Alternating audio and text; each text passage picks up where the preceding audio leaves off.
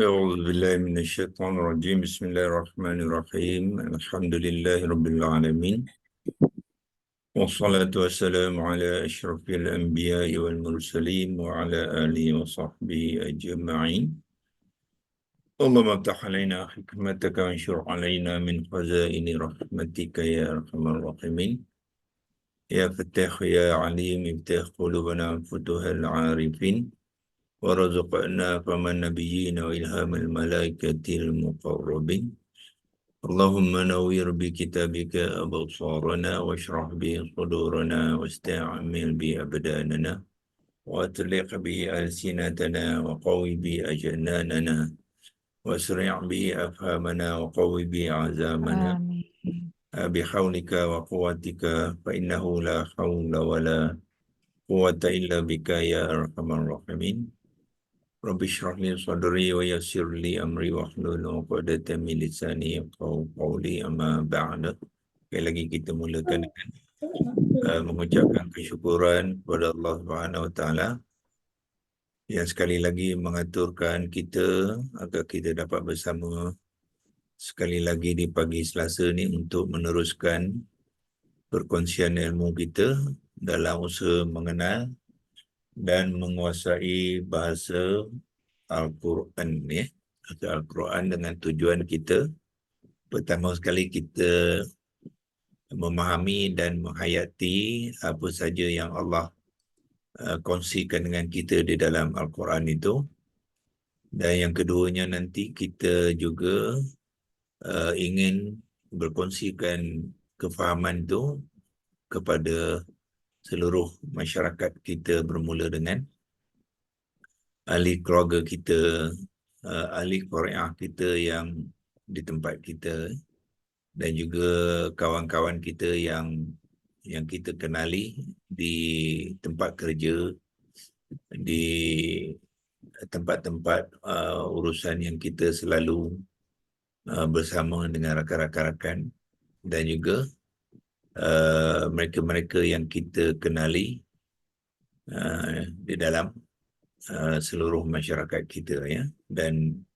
akhirnya kita juga akan ditanya oleh Allah apa juga yang telah kita lakukan untuk menyampaikan ilmu kalamullah ni kepada rakan-rakan kita yang tidak beragama Islam, ya.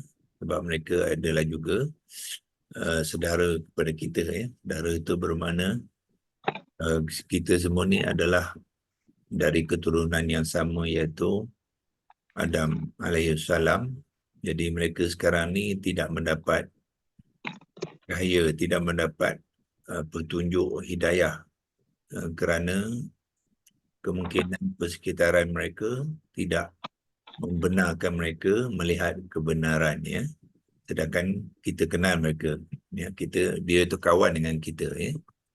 Tapi kemungkinan sebelum ni kita tidak pernah menjemput mereka, ya, kepada Allah.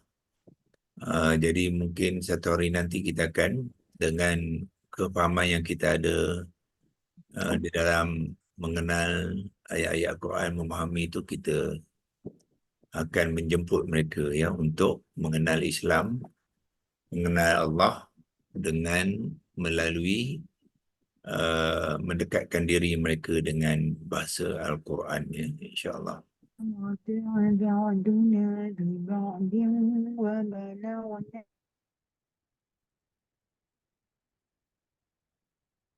Okey, kita teruskan perkongsian kita on the screen dengan berkongsikan ayat yang kita bahaskan sekarang, iaitu ayat ke-19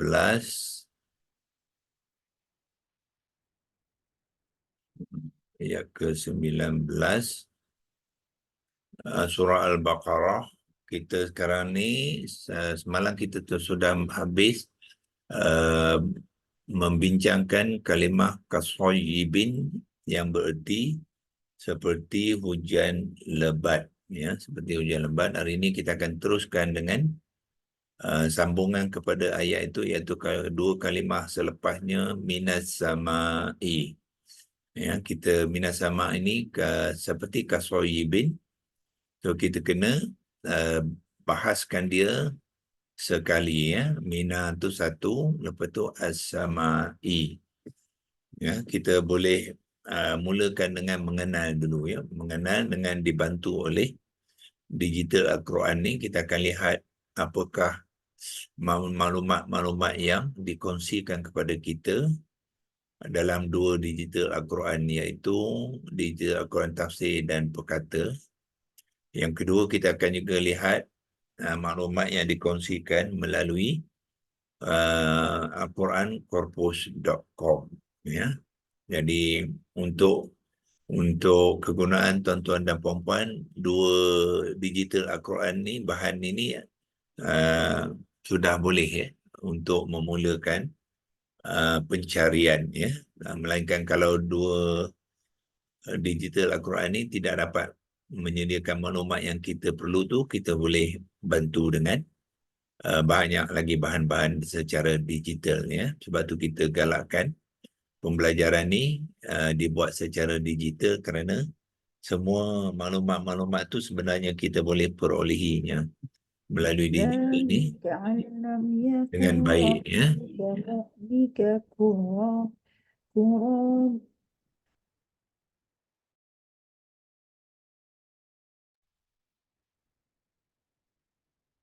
Yang belum mute kan tadi, kita mute kan supaya dia tidak mengganggu perkongsian kita, ya. So kita lihat Mina dulu, ya. Mina ni sebenarnya asal dia ialah min, ya. Kalau tak ada as-sama'i, asal dia ialah min, ya. Dan kita akan lihat macam manakah, ya, pembentukan kalimah tu nanti dari aspek soroh dia, dari aspek nahu dia, dan dari aspek tajwid dia juga, ya. So kita tekan min di sini, kita dapat sedikit maklumatnya, yang iaitu dikata sini kata depan, ya.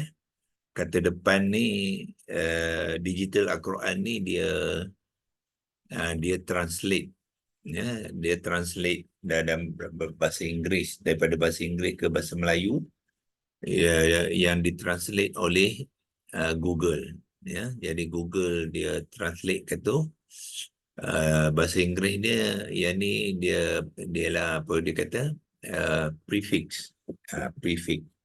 Jadi bila dia translate tu, dia beri apa, jadilah kata depan. Tapi yang lebih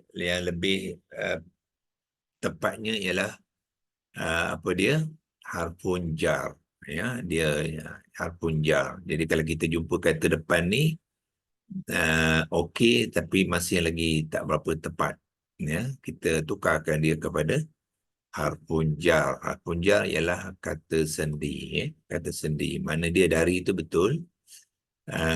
Kata terbitan ni dia stroke lah, ya.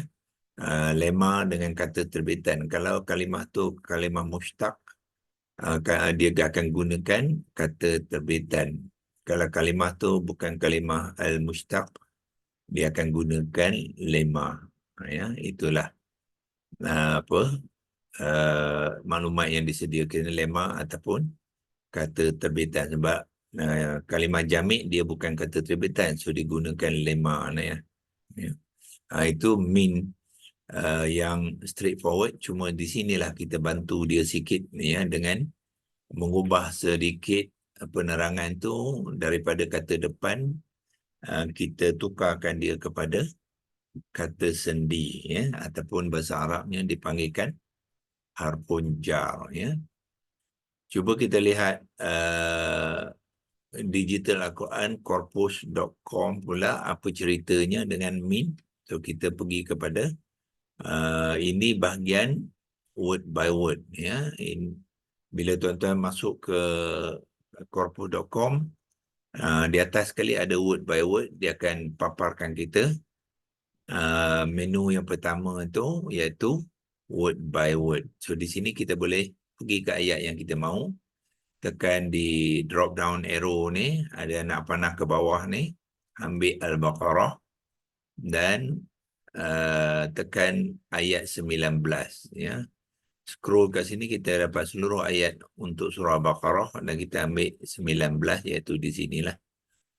Nah, tekan go, dia akan bawa kita kepada ayat 19 ya, iaitu inilah au kasayyibin minas sama. Jadi mina tadi di sinilah.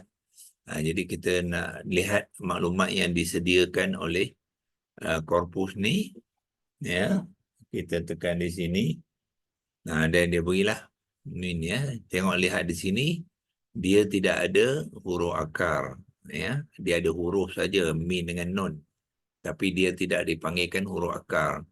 Bila kita lihat kalimah dia tidak ada huruf akar tu, itu kategori kita masukkan kalimah tu ialah kalimah yang jamid ya, jamidun. Jamid ni maknanya kalimah tu dia tidak ada huruf akar dan dia tidak ada kata terbitan dan dia tidak berubah bentuk ya dalam penggunaannya, melainkan kadang-kadang ada perubahan dari sikit dari segi baris ya. Baris tu bukan bermakna dia status dia berubah, tidak. Baris tu hanya nak menyesuaikan pembacaannya di dalam ayatnya ya. Itulah dipanggilkan kalimah jamid ya. Apa contoh bezakan dengan kalimah yang mustaq sebagai kasayyibin, sayyaba ni kita akan tengok ya, kalau kita tekan di sini dia ada bagi 3 huruf akar, sad, waw, ba. Inilah kalimah-kalimah ya kasayyibin ni kalimah kata terbitan. Bahasa Arab dipanggil al-mushtaq ya, al-mushtaq. Jadi dia ada kata huruf akar. Dia dibina daripada huruf akar.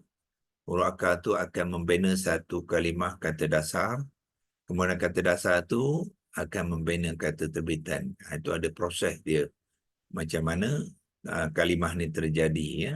Dia dibangunkan daripada 3 huruf akar tu menjadi kata terbitan. Kemudian kata terbitan barukan dia ubah suai untuk menjadikan kalimah di dalam Al-Quran ya. Tetapi kalau min tadi kita lihat di sini tadi dia tidak ada berkaitan, dia tak ada beri 3 huruf akar dia ya. Huruf akar tak ada disebut. Sebab apa? Dia kalimah yang jamid ya. Okey. Jadi dia ada bagi maklumat kat sini dalam Quran tafsir dan perkata tadi dia kata apa dia? Kata depan. Dia hanya beri makna kata depan ya. Korpus ni lebih baik sikitlah, dia punya maklumat lebih tepat ya. Dia beri dalam bahasa Inggeris dia preposition ya. Cuba kita tengok kalau bahasa Melayu dia apa preposition ni. Preposition ni kita cuba tukar translate tu Melayu ni. Ya. Betul. Jadi Google ni dia translate preposition tu kepada kata depan. Ya, okey. Tetapi yang bagusnya korpus ni dia ada beri Arab dia sebelah kanan iaitu harfun jar.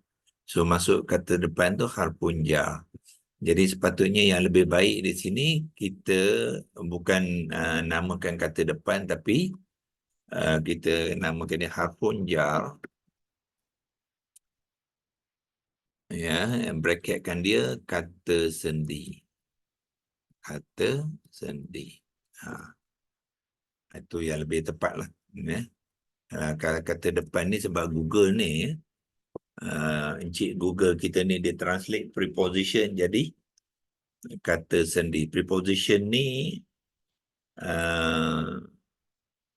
apa dia? Preposition ya.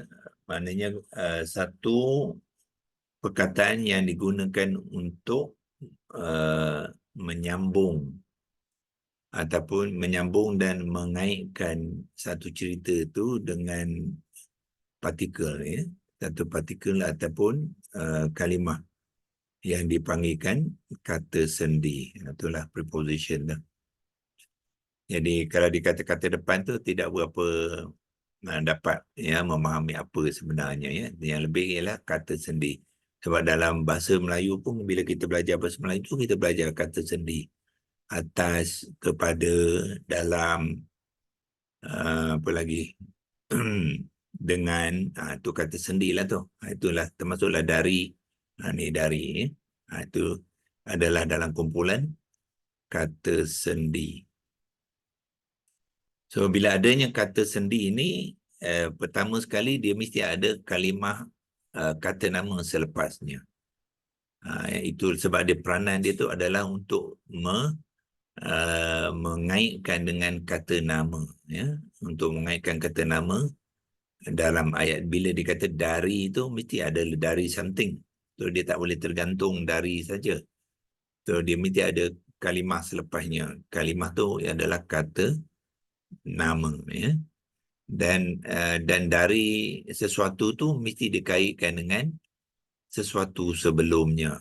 Dalam konteks ni ialah kasayibin tadi. Kasayibin telah yang nak dikaitkan seterusnya dengan minas sama tu. Ya, itu dia punya konstruk lah. Okey. Nah, itu lebih kurang apa? Maklumat yang disediakan oleh apa ya? Korpus ni. Kalau tuan-tuan nak lihat lebih detail lagi, yang ni kita boleh padamkan. Kita nak melihat lebih detail, ya, kita padamkan teks ni. Kalau nak boleh simpan saja ya dalam screenshot, dapat kita padamkan. Nak padamkan ada dua cara, boleh gunakan eraser ataupun gunakan clear drawing, ya. Okey, di sini min ditasydidkan dan non tu difathahkan, ya. Cuba kita tengok penggunaan min dalam ayat-ayat lain. So tuan-tuan boleh pergi ke bawah ni, lepas tu ambil bahagian dipanggilkan concordant ni. Ya, concordant ni dia akan senaraikan seluruh kegunaan kalimah min dalam ayat-ayat yang berkaitan. Ya, so kita tekan concordant ni, dia kata sini terdapat berapa min dia gunakan dalam Al-Quran tu? 3,226, ya. So banyak kali min ni digunakan dalam Al-Quran, dan min ni digunakan dalam berbagai-bagai cara, ya. Cuba kita lihat satu-satu supaya tuan dapat maklumat, ya, yang lebih menyeluruh kepada min, ya. Tengok. Yang pertamanya di dalam ayat ketiga surah Al-Baqarah, min digunakan sebagai salah satu daripada 3 kalimah dalam kalimah mimma. Saya besarkan sikit. Ya. Min di sini ada kalimah min. Di manakah min sini? Kalau saya boleh kongsikan ialah kita boleh, yang ni kita boleh copy, ya. Tuan-tuan boleh copy ni. Dan saya pergi ke Lexi Logos untuk melihat di manakah min tu. Gunakan Lexi Logos tanpa dia kat sini. Ya, saya buatkan arrow yang terbalik menunjukkan komponen mimma ni sebenarnya ialah pertama sekali waw lah. Waw tu kalau kita pecahkan dia, ya. Saya pecahkan dia sekarang. Waw tu satu komponen. Kemudian yang kedua tu komponen yang kedua. Dan komponen yang ketiga ialah ma. Jadi wa mimma ni sebenarnya ada 3 komponen. Dan semua komponen tu adalah komponen kalimah, ya. Kalimah ada komponen imbuhan, ada komponen kalimah. Waw ni adalah komponen kalimah, iaitu waw atifah. Jadi min, manakah min tadi tuan-tuan, ya? Min tu sebenarnya di komponen yang kedua tu, yang mana sepatutnya asalnya ialah min. Ini dia min. Jadi bila kita menulis secara komponen, kita pecahkan kepada 3 dan kita bentukkan komponen tu dalam bentuk asal dia, ya. Kalau kita tengok di sini, kadang kita tak faham. Ya, apa dia wa mimma ni, kita cuma hafal dia. Tapi sebenarnya, bila kita buat proses pembentukan, proses pecahan kepada komponen tu, kita akan lebih faham. Jadi, ma ni ialah komponen yang ketiga. Ya, dan asal dia sebelum, bila kita tambah campur ni, bermaknanya dia belum bergabung lagi. Ya. Bergabung, dia tidak ada tasydid. Jadi original dia, ma ni hanya baris atas saja. Macam tu. Itulah. Ya, komponen kepada wa mimma ni ialah waw yang fathah, min baris bawah, nun yang sukun. Ya. So nun sukun, lepas tu apa? Dengan mim. Ya. So bila dia bergabung, ya, kalau kita buat satu step lagi di sini, kita boleh buat satu step lagi. Yang kita tengok apa yang berlaku, ini original dia, asal, komponen asal. Kalau kita, bila dia bergabung, ya, pergabungan berlaku di sini dululah. Ini kita gabungkan dia dulu di sini. Jadi itu proses penggabungan dia, ya. Iaitu nun yang sukun bertemu dengan mim. Ini proses yang kedua. Bila kita buat pembentukan kalimah, nanti kita akan tengok, ya, dia akan menjadi bentuk ni. Asal dia waw, lepas tu min dengan ma. Ya, kemudian min dengan ma ni bergabung, dia ada bertemu nun yang sukun dengan mim, dia melibatkan hukum tajwid, iaitu idgham ma'al ghunnah. Idgham ma'al ghunnah kabir dipanggil, ya. Kamil. Idgham ma'al ghunnah kamil, ya. Jadi bila berlaku idgham ma'al kamil, nun ni dimasukkan ke dalam mim, itu dipanggilkan idgham. Nun yang sukun ni dimasukkan ke dalam mim, jadi bila dia masuk ke dalam mim, dalam bacaan nun tu tidak lagi disebut. Itu dia maknanya idgham ma'al ghunnah. Jadi kalau dia tak sebut, so apa, dia gugurkan. Ya, dia gugurkan. Sebab tu di sini tuan-tuan tengok nun tu sudah tidak ada. Sebab nun yang sukun tu telah digugurkan dalam tulisan dan juga dalam bacaan. Jadi dalam tulisan digugurkan, dalam bacaan pun digugurkan. Semua ni kita kena faham, ya. Kalau kita membaca kalimah-kalimah Al-Quran tu, kita kena faham apa yang sebenarnya yang berlaku, ya. Kalau tidak, kita diajar dengan hukum idgham ma'al ghunnah saja, kita kata berdengung. Apa yang kita dengung tu? Yang tu kita kena fahamkan. Jadi dengung tu datang daripada mana?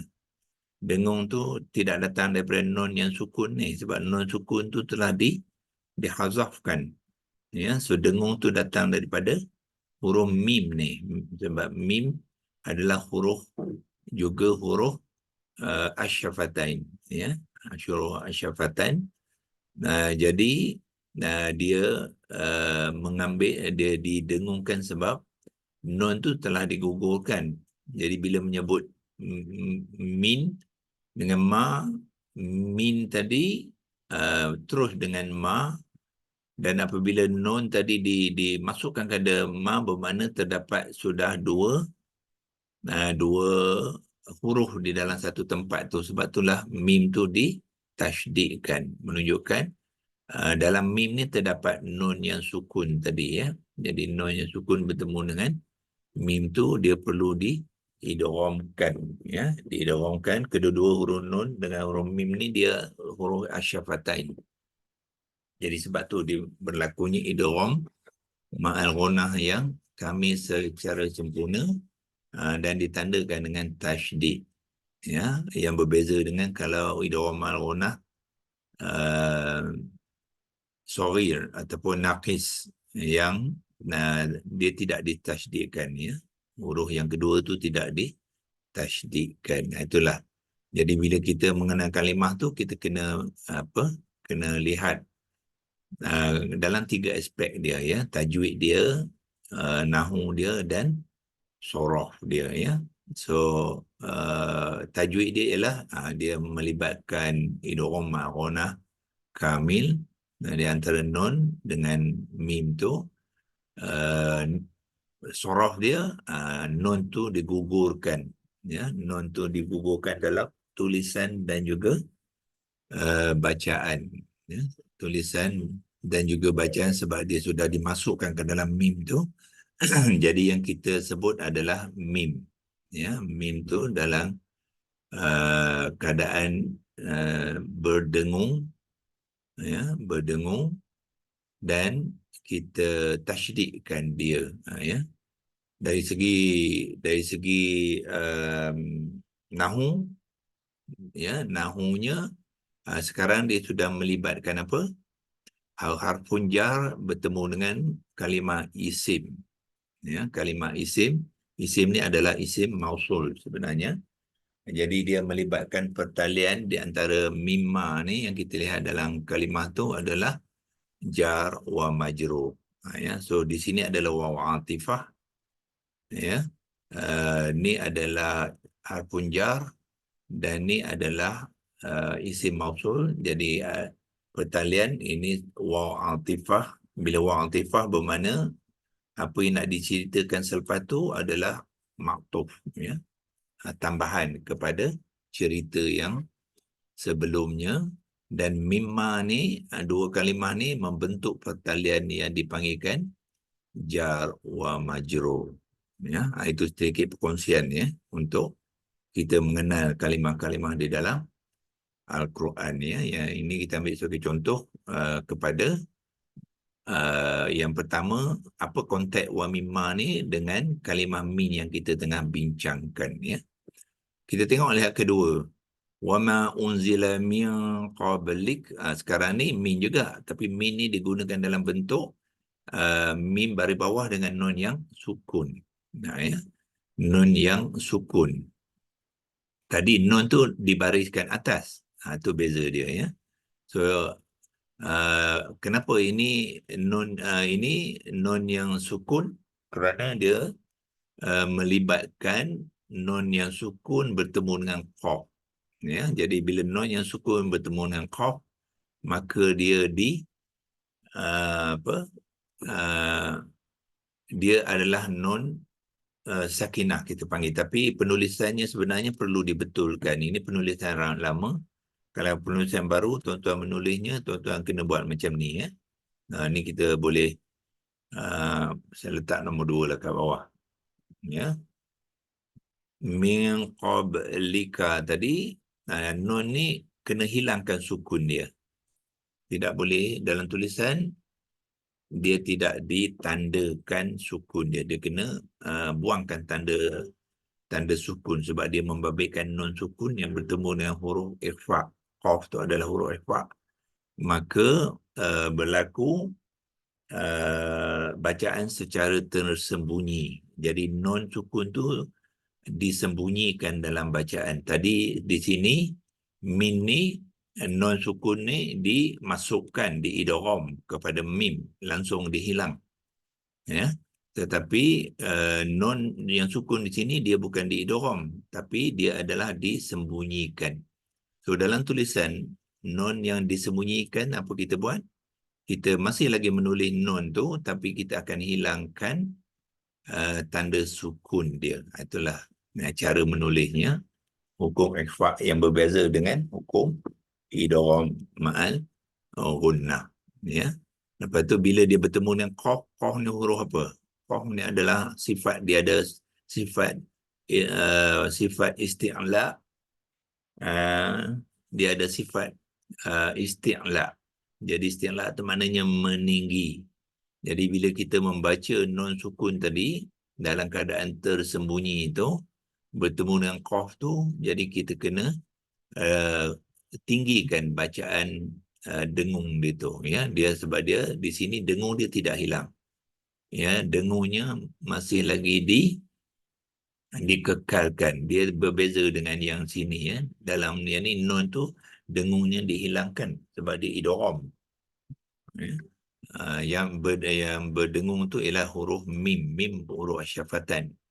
Di sini nun tu masih lagi dikekalkan dengungnya ketika, sebab dia pun huruf syafatan, kemudian kita tinggikan dia sebab bertemu dengan huruf yang isti'la, huruf qaw. Jadi kita baca min qablik, min qablik, ya. Ini so, sebagai contoh, ya, penggunaan min di dalam Al-Quran, ya.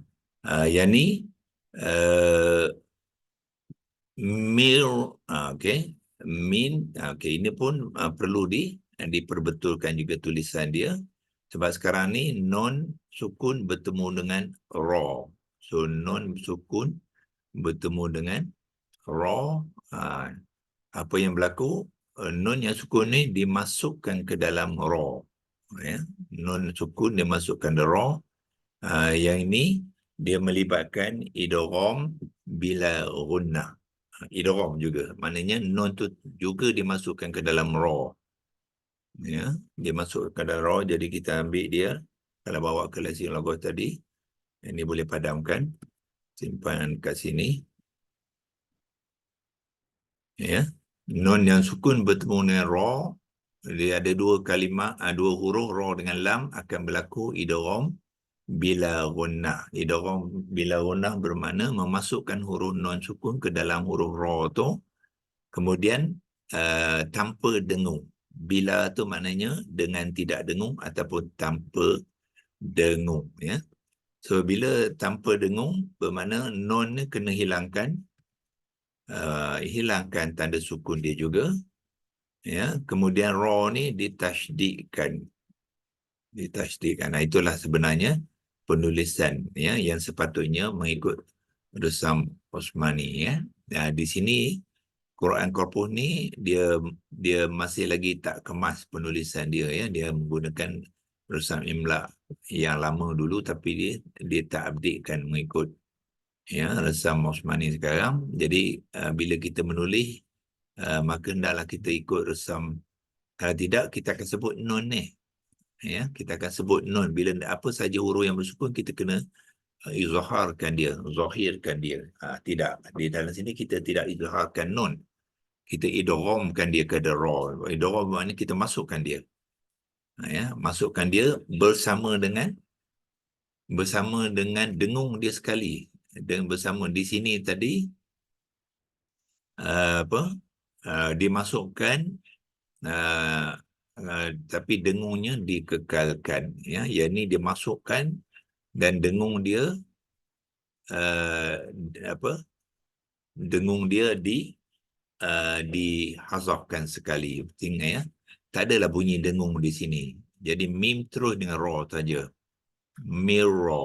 Mirrabbihim. Sebab itulah bermakna non ni, ya, so bila ditandakan sukun dihilang tu menunjukkan dia tidak lagi dibaca, disebut termasuk dengung khusyumnya sekali, ya. Sebab dengung tu datangnya daripada aspek khusyum dia tu, sifat khusyum dia tu, ya.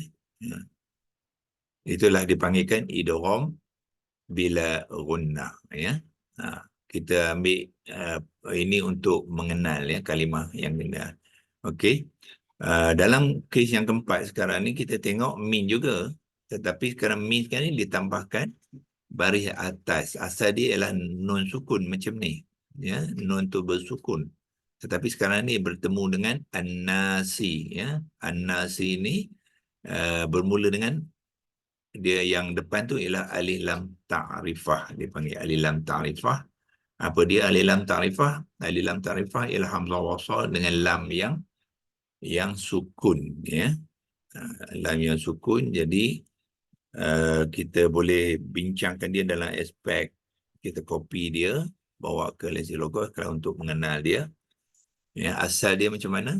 Asal dia ialah nun ni adalah non sukun, ya. Lepas tu nun tu yang ni bukannya alif tapi hamzah wasal, ya. Okey, mungkin saya tunjukkan asal dia di belah kanan, ya, supaya tuan-tuan dapat melihat apa yang sebenarnya kita nak bincangkan, ya. So ini tadi baris atas, ya. So waminan nasi ni sebelum dia jadi waminan nasi sebenarnya, ya, adalah Pikan dia bawa ke sini. Ya, yang ini bukannya baris atas, asalnya ialah sukun.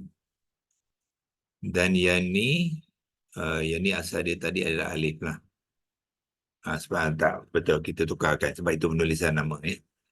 So penulis baru sebenarnya hamzah wasal dengan lam. Jadi asal hamzah wasal dengan lam ni macam mana? Ya. Dia sebenarnya adalah lam yang sukun. Kemudian nun ni tidak bertasydid, itu asal dia. Ya, tidak bertasydid. Dia baris atas saja. Itu asal dia.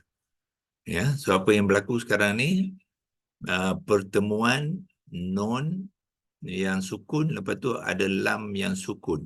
Ya, dua huruf yang sukun kita tidak boleh baca dia. Ya, dalam bahasa Arab dipanggil ini apa? Iltiqa ussakinin atau sakinain. Ya, pertemuan dua huruf sukun. So kalau pertemuan huruf sukun tu kita kena buat sesuatu supaya pembacaan tu boleh dibaca. Ya. So sebab itulah nun tu sekarang ni dihidupkan dengan baris apa? Baris atas. Jadilah wamina. Wamina. Kemudian lam tu sebab dia ini adalah alif lam ta'rifah syamsiah. So lam tu dimasukkan ke dalam nun. Jadi nun yang baris atas tadi akan terus dibaca kepada nun. Jadi nanna. Nanna. Itulah sebabnya kalau ada siapa bertanya kenapa nun ni dibaris fathahkan ya di dalam pembentukan kalimah mina tu. Asal dia lah min ya. Dipanggil iltiqa as-sakinain ya. Pertemuan dua huruf sukun. Jadi bila huruf sukun tak boleh disebut. Sukun dengan sukun dia salah satu mesti yang pertama tu mesti berbaris. Kalau tidak tak boleh nak disebut. So sebab itulah dia dibariskan atas. Begitu juga dalam konteks ayat tadi, apa tu minas sama'i, kalau kita tengok minas sama'i ya, asal ialah nun yang sukun bertemu dengan juga alif lam ta'rifah. Lam ni adalah lam yang lam sukun juga ya. Apabila lam sukun bertemu dengan huruf sin, huruf syamsiah, jadi lam tanda sukunnya digugurkan, tapi dia ada lam sakinah di sini. Nun ni adalah nun sakinah ya sebenarnya. Jadi baris atas ni dihidupkan, kita panggil dihidupkan untuk untuk memberi laluan mina ni boleh dibaca ya. Kalau tidak sukun dengan sukun tak boleh baca. Itulah lebih kurang perkongsian ya dari aspek ilmu tajwidnya. Juga membibatkan tajwid itu akan berkait rapat dengan pembinaan kalimah tu ya, pembinaan kalimah tu dan ditulis macam mana dalam Rasam Osmani. Inilah tulis Rasam Osmani ya, supaya kita faham apa yang sebenarnya penulisan dan ejaan tu dilakukan ya sebegini rupa. Dari aspek nahunya ini juga adalah apa? Adalah minas sama'i adalah jawa majrur juga. Mina adalah harfun jar, as-sama adalah isim yang majrur. Itulah sebab tu kita kata pembelajaran kita ni nahu soroh dengan tajwid itu kita kena bincangkan sekali ya supaya kita betul-betul mengenal ya kalimah tu. InsyaAllah untuk hari ini kita berhenti sini dulu. Kita akan sambung nanti. Tadi daripada korpus ini apa contoh-contoh. Kalau tuan-tuan nak lebih detail boleh tengoklah ya setiap apa ni banyak penggunaan. Yang ni dia minha digabungkan dengan ha ni isim dhamir ya, juga berlaku berlaku jawa majrur di sini. Bermakna ha ni adalah kalimah isim yang majrur walaupun tak ada baris bawah sebab dia isim yang mabni, kita panggil isim dhamir mabni ya. Dia tidak berubah tulisan ketika berubahnya i'rab dia daripada marfu ya, default dia marfu, tapi bila ada min harfun jar dia mengambil i'rab yang majrur, tapi tulisan dia tidak berubah, tetap ha juga. Itu Ya. Jadi dari soroh, mana penulisan dia macam ni rupa, tetapi dari hukum nahu dia sudah menjadi jar wa majrur, ya. Dan lepas tu tajwidnya dia akan melibatkan nun ni, yang sukun bertemu ha tu ialah hukum izhar halqi, yang hukumnya. So perlu diizharkan nun yang sukun tu. So bila diizharkan, tanda sukun tu perlu dituliskan, ya, untuk menandakan nun tu ketika membaca perlu dizuhirkannya dengan jelas dan terang, ya. Dah banyak lagi lah kalau kita nak kongsikan bila kalau kita ada masa nanti, ya. Banyak min tu digunakan, ya, dalam berbagai-bagai cara di dalam Quran. Jadi hendaklah kita tahu setiap penggunaan min tu di dalam kalimah-kalimah Al-Quran tu, ya. Dan dia banyak berulang kali pun, ya, berulang kali, sebab keseluruhan jumlah dia tadi berapa? 3,226, ya, kali kalimah hakun jamin tu digunakan di dalam Al-Quran. InsyaAllah kita akan sambung besok, ya. Kita akan terus sambung dengan minas sama'i itu, ya.